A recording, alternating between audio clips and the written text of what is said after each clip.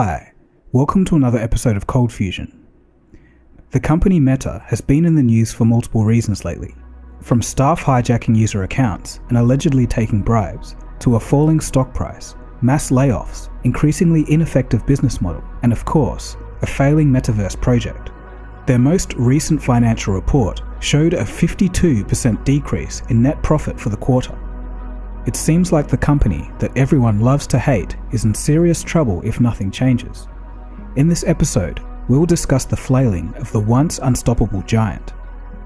You are watching Cold Fusion TV.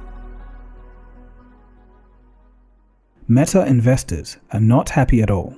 They've seen flat growth, decreased revenue and profits. Less than a year ago, Meta was valued at nearly $1 trillion. Today, it's worth less than a third of that. To put it another way, the fall has been so dramatic that its stock price is back to January of 2016 levels. If you invested in Meta at that time without pulling profits, you've lost money. This year, Meta is down 70%, making it the worst performing stock in the entire S&P 500. To begin to understand the full picture of why Meta is collapsing, we have to go back to 2005. At this time, Facebook then president Sean Parker would help Mark Zuckerberg navigate his way around Silicon Valley, but he would also help Mark gain complete control of the company. Under the guidance of Sean, Zuckerberg would set up the company so he was essentially king. He overruled everyone, even the board of directors. He couldn't be touched, and it would stay this way indefinitely. This dictatorship would come back to hurt the company. In the 2010s, users started to move from desktops to smartphones. Although Facebook adapted, Mark Zuckerberg still felt like they could have been more of a player in the hardware space. Facebook tried releasing their own smartphone in 2013, but the public thumbed their nose at it. Mark needed to try something else, and in 2014, he would find it. When Zuckerberg saw an Oculus demo, he was sold. He was convinced that VR would be the future of computing. He would then buy Oculus for $2 billion and went all in, even changing the company's name and spending $10 billion a year on research to make his vision a reality. And herein lies one of the major issues. Because Mark was king, nobody within the company could stop him, even if they thought it was a bad idea. Though, in my opinion, technology overall seems to be going in a direction where a widely used metaverse environment for the masses will become inevitable. A virtual space where an online life is lived in VR. But there's a problem. Is this future 5 years away, or 15 years away? If it's 5 years away, Meta might be able to hang on and ride it out. But if it's 15 years away, this is a major issue and shareholders aren't going to tolerate it. For investors, it feels like Zuckerberg is hinging his titan company on something that the world just isn't ready for yet. Apple successfully broke through this issue with the iPhone. Meta isn't on the same level here, or at least just yet. On the hardware side, they're doing some cool things and have sold over 10 million VR headsets, which is good, but on the software side, Meta's flagship metaverse product, Horizon Worlds, looks horrendous. Really, I can't believe that over $15 billion went into the creation of this. The metaverse is now loading. Create your avatar. You might be wondering, hey, what's going on with the resolution? Let me show you what it's like if I uncrop it, okay? Bear in mind, I've done this before on Capture for other games on Oculus, right? That's not happened. I've never had it like kind of happen to that degree. So not a good start, and that's why I've had to crop it, because I don't want to make people sick. Avatar legs may not be available in all app experiences. Well, I thought that was the fucking point of the last conference. Just trying to navigate the I'm just trying to navigate the menu. Oh dear God. This only has 197 likes. Reason I'm drawing attention to this is probably the same first world it shows to everyone, and like only 200 people gave it a thumbs up. Where? Go to the arcade. The arcade. The I will check out the arcade. Thank you so much, guys. See you later, dude. Wait, everyone's still in my ears. Can you hear me? Is he gone? He's dead. He died. I think he is. I think he is. All right, he died. What? Guys, get out. Why can I hear him? No, guys, I'm here. I'm here. here. I'm trapped in the menu. Everybody to the arcade. Screen sign him. Screen I'm sign in him. the menu, friend. It crashed. $15 billion well spent. I think Zuckerberg isn't actually wrong that VR will be the technology that connects people in a way that other technologies simply can't. But there's just so much work that needs to be done. As Palmer Luckey, the founder of Oculus, puts it, Horizon Worlds is a poor product that isn't fun. Quote, "It's terrible today, but it could be amazing in the future. And the thing is, it's not like creating a great VR experience is impossible. VR chat is already miles ahead in many aspects." In August of 2022, the vice president of Horizon Worlds left. It's not spelling the most confidence of behind-the-scenes activity.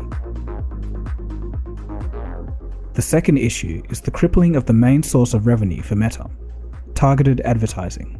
And once again, to fully understand this, we have to go back, this time to 2008. In this year, Facebook would hire Google ad executive Sheryl Sandberg as chief operating officer. In those early days, she would balance Mark's reckless behavior, but moreover, she was instrumental in creating what would propel Facebook into the stratosphere. Extremely effective advertising based on the personal data of users. It worked so well that very early employees became rich. This was great for wallets, but bad for consumers. Users absolutely hated it when they found out that they were being exploited, but it didn't matter because the company was making money hand over fist. Though, without knowing it, Meta had now become vulnerable to any outside entity that choked off its data collecting. And this is exactly what happened in 2021. Tim Cook would mandate that iPhone users could switch off their ad targeting, and Meta lost billions. We've done a full episode on this, which I'll link below. Statistically, iPhone users tend to spend more money than Android ones, so this move by Apple severely hurt Facebook. According to David Wenher, Meta's chief financial officer, advertisers are now starting to move to Google.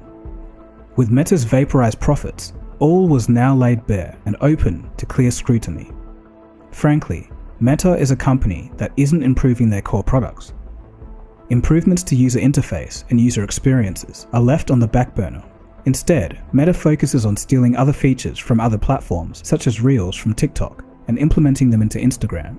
But competing with one of the best social media algorithms on earth is a tall task. Reels aren't as effective at making money as Instagram's other features. As for the user experience, Instagram is now choked with ads and is straying ever further away from its original idea. For its first decade, back when it was Facebook, the firm used to innovate on the social media front. This stage is clearly over. In early 2022, longtime COO Sheryl Sandberg, who was supposedly the adult in the room, left Meta. Now Mark Zuckerberg is a king without any guardrails.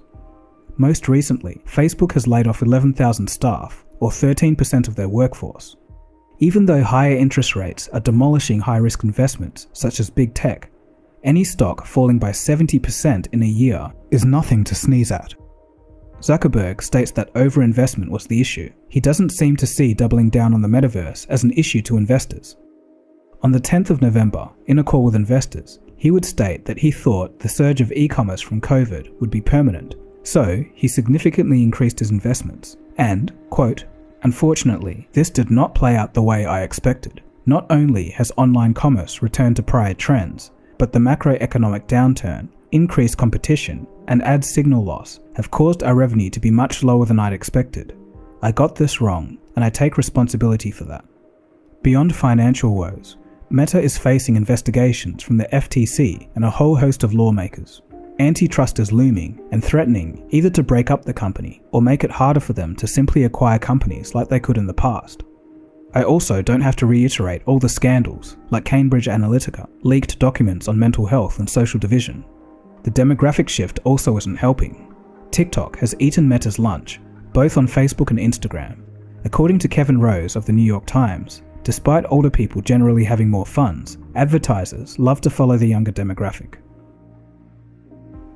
Long story short, Meta is in an identity crisis with a king who has tunnel vision. So what can be done? Well, looking at it from the outside, there should be some soul searching. Meta is already two companies, so perhaps Mark should embrace this. One company is a pure technology company aiming to create the metaverse. The other is a social media and advertising business, and this company has lost the attention of its CEO. Maybe it's time for the social media part to be a proper subsidiary run by another CEO. The only bright ray of hope is that Meta still has almost 4 billion customers. There's a lot of potential to turn it around. But 1, will they? And 2, do we even really want that? Let's just say, if we had a metaverse for the masses built by someone else, I wouldn't be sad.